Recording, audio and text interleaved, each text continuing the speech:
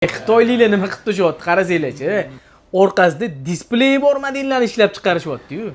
Kamiga kameraga ham olar ekan. Bu telefonni narxini eshitsangiz kulgingiz qistiydi ishonasizlarmi? Bitta obyekt pulga telefonni xarid qilsangiz bo'ladi.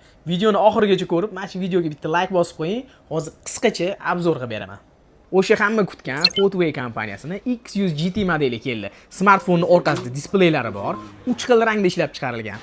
Oranjli, oq va qora ranglari bor. Smartfonda 20 GB operativ xotirasi mavjud. Tasavvur qilasizmi? 8+12. Undan tashqari 256 GB ichki xotirasi mavjud. Telefonning kamerasi 48 megapiksel bo'lsa ham, kamerasi iPhonedan unaqa yomon olmayapti. Telefonning internet skorsini mana o'zingizlar ham bitta ko'rsanglar bo'ladi. Umuman qotmasdan internetda ham cho'tka ishlab, izobrazeniyalarni zo'r ochib beradi. Voy, mana buni qarasanglar-chi, o'ynachi. Grafikani lekin ochishi vaqti yorib orar ekan-da bu. Ketdi mana. Mana PUBG'da drift qilsa ham даже qotmaydi-da bu model.